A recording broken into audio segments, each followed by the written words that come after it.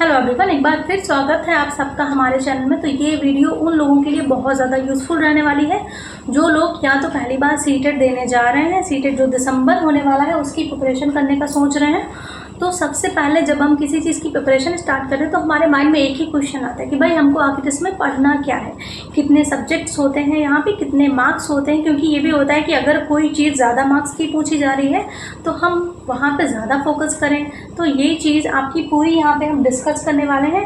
यहाँ पे हम पेपर 1 और पेपर 2 दोनों पेपर की बात करेंगे। तो सबसे पहले यहाँ पे हम बात करेंगे आपकी पेपर 1 की।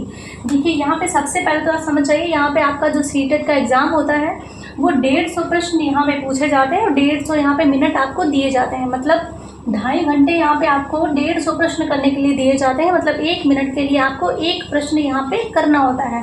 तो सबसे पहले अगर हम बात करें तो यहाँ पे चाइल्ड डेवलपमेंट मतलब बाल विकास जो होता है वहाँ से आपके 30 क्वेश्चंस पूछे जाते हैं, जिसमें आपका चाइल्ड डेवलपमेंट यानी मनोविज्ञान, बाल मनोविज्ञान, इंक्लूसिव एजुकेशन मतलब समावेशी शिक्षा, पेडागोजी यानी जो आपका शिक्षण शास्त्र होती है वो, यहाँ पे 3 आपको जो इसके मैंने सब यूनिट्स बताए हैं यहाँ से आपको ये चीज़ें पढ़नी होती हैं।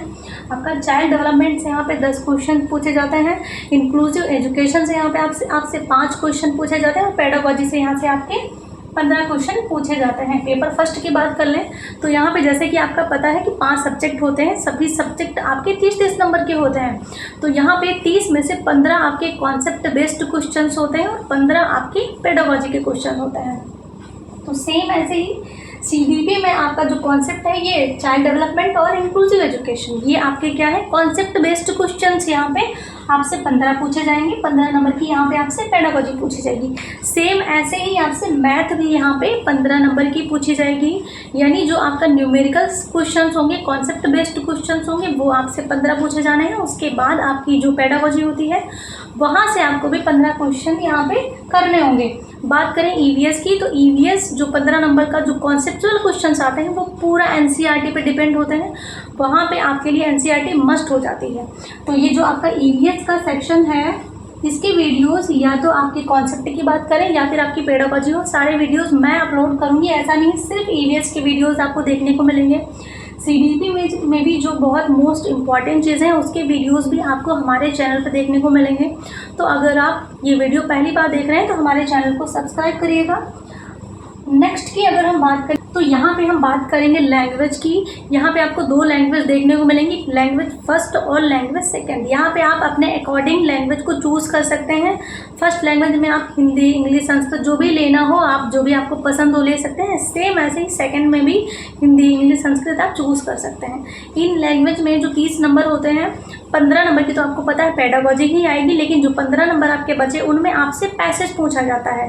पैसेज पूछ लिया जाएगा या पोएट्री पूछ ली जाएगी। इस तरह से आपको मतलब कोई भी ऐसा कॉन्सेप्ट नहीं पढ़ना होता है, कोई ऐसा एनसीईआरटी नहीं पढ़नी होती है, सिर्फ पैसेज को सॉल्व करके आपको वहाँ पे नंबर ने लाने होते हैं। तो मुझे लग रहा है लैंग्वेज पे आप अच्छी पकड़ बना सकते हैं।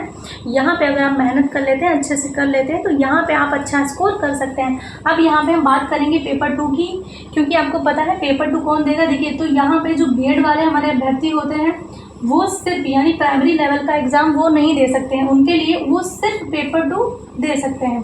अच्छा जैसे कि आप बात करें हम बीटीसी या डीएलएड वालों की तो ये पेपर फर्स्ट और 2 दोनों दे सकते हैं, लेकिन बीएड वाले जो अभ्यर्थी होते हैं वो प्राइमरी लेवल का एग्ज़ाम नहीं दे सकते हैं। तो उनके लिए सिर्फ एक यही ऑप्शन है पेपर 2। तो यहाँ पे हम बात करेंगे सीडीपी की। तो सीडीपी भी यहाँ पे सेम वही पैटर्न 30 नंबर का पूछा जाता है, 15 नंबर का आपका पेडागोजी, 15 नंबर आपके कॉन्सेप्ट बेस्ड क्वेश्चन सेम है। ऐसे ही आपकी जो है लैंग्वेज की बात करें तो लैंग्वेज भी यहाँ पे जो है फर्स्ट और सेकंड यहाँ पे 30-30 नंबर की सेम पैटर्न आपको यहाँ पे देखने को मिलेगा। 15-15 नंबर की पेडागोजी और 15 नंबर जो बचे उनमें आपको पैसेज या पोएट्री पूछा जाता है। अब हम यहाँ पे बात करेंगे जैसे कि ग्रेजुएशन अगर आपने आर्ट साइड से किया है, बीए वगैरह किया है तो आपको यहाँ सोशल साइंस देखने को मिलेगा। लेकिन अगर आपने बीएससी वगैरह किया है, जैसे बीएससी किया है तो आपको यहाँ पे मैथ्स या साइंस देखने को मिलता है। तो यहाँ पे आपसे मैथ के 20 क्वेश्चंस पूछे जाते हैं, कॉन्सेप्ट या न्यूमेरिकल समझ लीजिए। मैथ के यहाँ पे 20 पूछे जाएंगे। वैसे अगर पेपर फर्स्ट की कंपेयर करें तो वहाँ पे क्या था, मैथ से भी 15 क्वेश्चंस पेडागोजी के आने होते थे, 15 क्वेश्चंस न्यूमेरिकल्स होते थे। लेकिन यहाँ पे थोड़ा चेंज है, यहाँ पे 20 क्वेश्चंस आपको न्यूमेरिकल के देखने को मिलेंगे, 10 क्वेश्चन ही आपको पेडागोजी के यहाँ पे देखने को मिलेंगे। सेम ऐसे ही आपको साइंस में 20 क्वेश्चंस यहाँ पे आपको कॉन्सेप्ट बेस्ड देखने को मिलेंगे, बाकी जो 10 बचे वो आपकी पेडागोजी। अगर हम बात करें सोशल साइंस की तो सेम पैटर्न ऐसे ही फॉलो होगा, वहाँ पे भी सोशल साइंस के जो है 40 क्वेश्चंस, बाकी जो 20 बचे वो हमारे कहाँ से देखने को मिलेंगे, वो हमें पेडागोजी के देखने को मिलेंगे। तो जब पहली बार हम किसी चीज़ की प्रिपरेशन स्टार्ट करते हैं तो हमारे लिए जानना ज़रूरी होता है कि किस तरह से हमको अपनी प्रिपरेशन स्टार्ट करनी है, क्या क्या पढ़ना है।